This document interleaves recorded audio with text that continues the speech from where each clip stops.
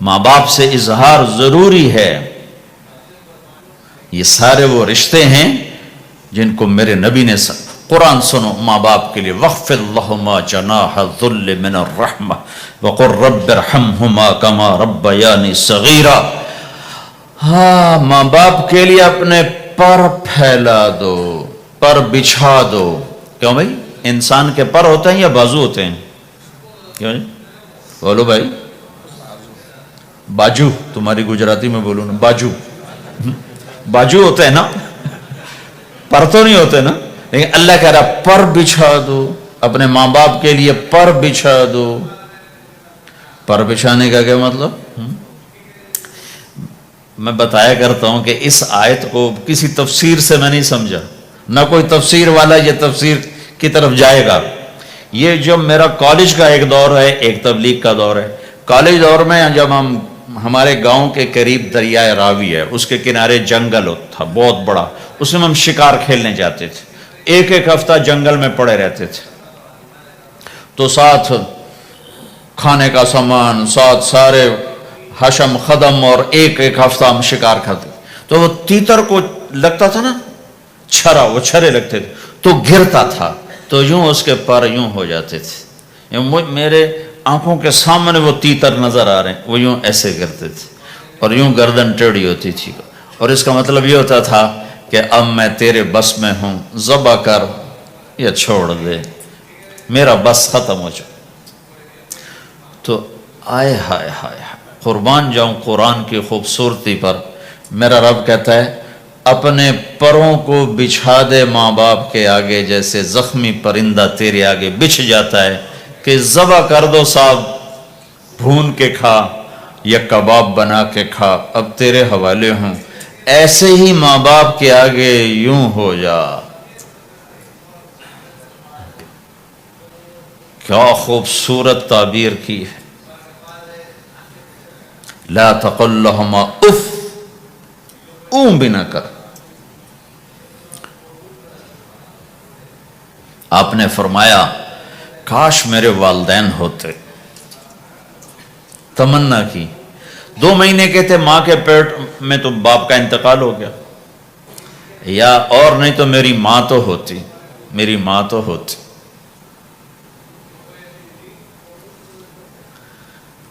اور میں عشاء کی نماز کے مصلی پہ کھڑا ہوتا اور میں سورۃ فاتحہ شروع کر چکا ہوتا، اور ادھر سے میری ماں کہتی محمد، تو میں ماں کے لیے نماز توڑ دیتا، میں کہتا لبیک یا اماں۔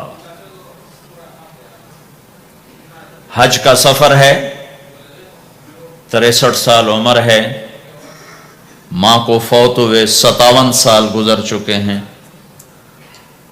آپ حاجیوں کے ساتھ ابوا سے گزرتے ہیں، 10 میل آگے بستی ہے، پہلے قبر آ جاتی ہے۔ آپ نے احرام باندھا ہوا ہے، سر ننگا ہے، اپریل کا مہینہ ہے، ماں کی قبر سے گزرے 57 سال میں آدمی کیا کچھ نہیں بھول جاتا، لیکن میرے نبی کے دل کا زخم اسی طرح بھرا نہیں ہے، اسی طرح تازہ ہے۔ آپ اونٹنی سے اتر گئے اور ماں کی قبر کے سرانے آ کے یوں بیٹھے، گھٹنے اٹھائے اور ہاتھ یہاں رکھے اور سر دیا گھٹنوں میں ایسے، اور یوں سر نیچے کر کے جو روئے ہیں جیسے چھوٹے بچے روتے ہیں۔ آپ نے دیکھا چھوٹے بچے گھروں میں ایسے روتے ہیں، ایسے ہم بھی بہت روئے اس طرح منہ گھٹنوں میں دے کر، تو میرے نبی گھٹنوں میں منہ دے کر جوں روئے جوں روئے جوں روئے، کئی گھنٹے روتے رہے۔ سن 2000 میں حضرت آمنہ کی قبر کی زیارت کے لیے پہنچا، ڈھونڈتے ڈھونڈتے اللہ نے پہنچایا، ایک رہبر کو ساتھ لیا، وہ پہاڑوں کے اندر وہ قبر ہے، تو وہ اندر ہمیں لے گیا،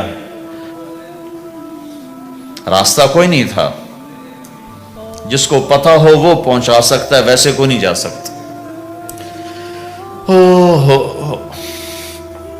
کالے پہاڑ چھوٹے چھوٹے، کانٹے دار جھاڑیاں، ایک پہاڑی ہوگی اتنی اونچی جتنی آپ کی چھت ہے، اس کے اوپر باقی پہاڑ تو ایسے تھے، نوک نکلی ہوئی، وہ اوپر فلیٹ تھا، کوئی 10 بائی 10 تقریباً. وہاں میرے نبی کی ماں آرام کر رہی تھی.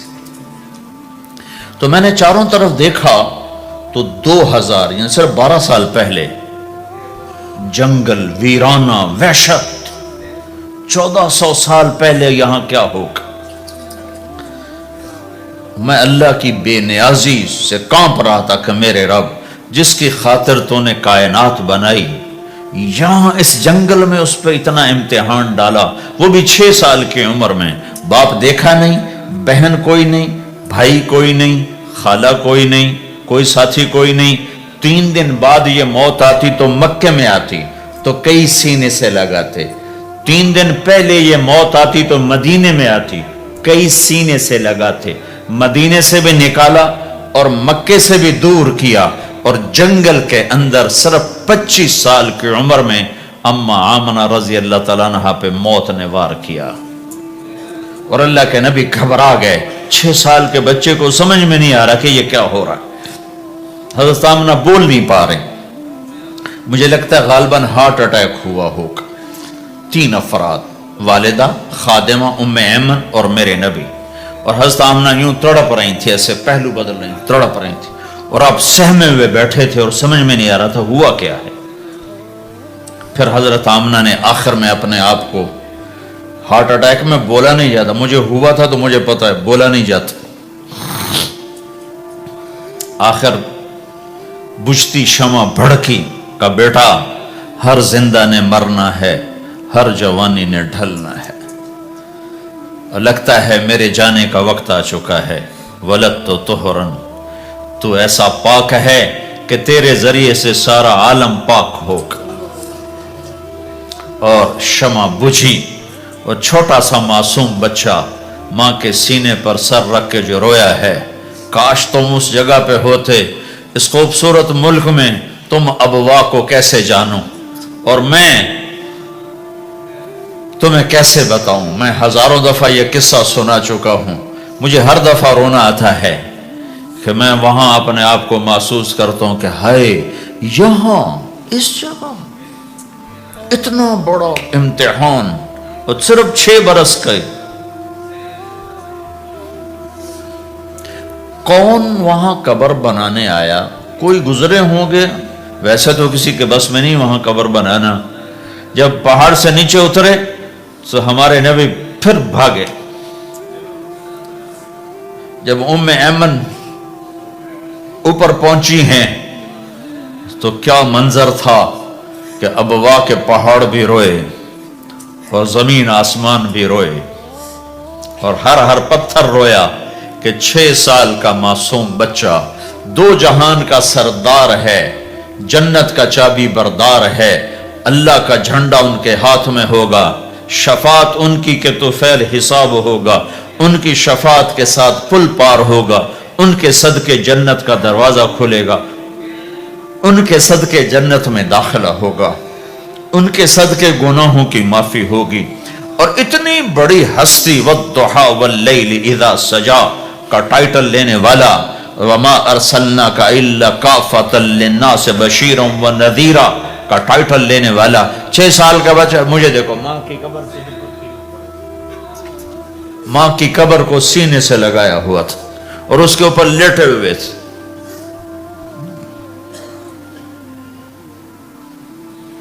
جب حضرت ام ایمن پہنچی ہیں تو اللہ کے نبی کیا کہہ رہے تھے؟ اے میری ماں، تمہیں تو پتا ہے نا تیرے سوا میرا کوئی نہیں تھا، تو مجھے چھوڑ کے کہاں چلی گئی؟ تیرے بغیر کہاں جاؤں گا؟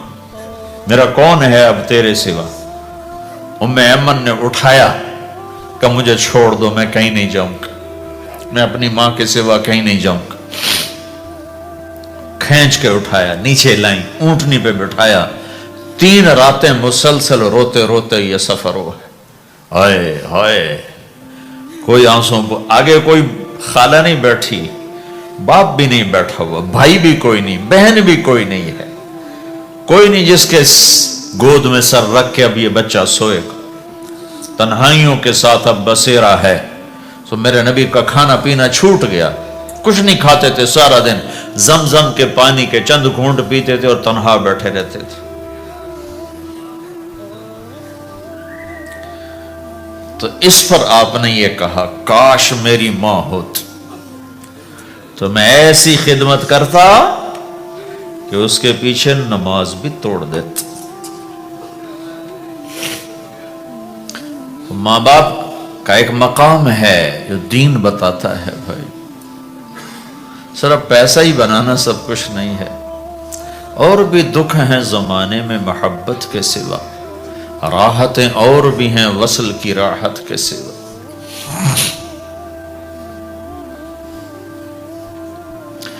ماں باپ کا کا مقام ہے، ان کو مقام دو، لیکن ماں کی وجہ سے بیوی پہ ظلم نہ کرو، بیوی کے عشق میں ماں پہ زیادتی نہ کرو۔ یہ گھر کی معاشرت ہے، یہ گھر کی زندگی ہے۔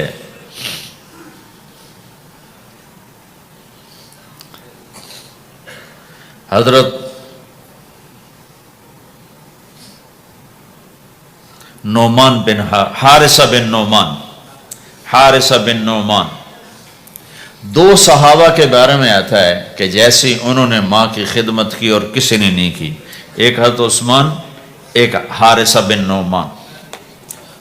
حارثہ بن نعمان کے بارے میں تو آپ نے کہا میں جنت میں گیا تو میں نے قرآن کی تلاوت سنی، تو میں نے کہا یہ کون تلاوت کر رہا ہے؟ کہا جی حارثہ۔ کہا حارثہ تو مدینے بیٹھا ہے، یہاں تلاوت کیسے؟ تمہیں سنانے کے لیے کتنا بڑا سپیکر لگا ہوا ہے، اس ساتویں آسمان پر جنت ہے۔ تو کہا فرشتوں نے کہ جی ماں کی ایسی خدمت کی ہے، جب قرآن پڑھتے ہیں اللہ ساری جنت کو سناتا ہے۔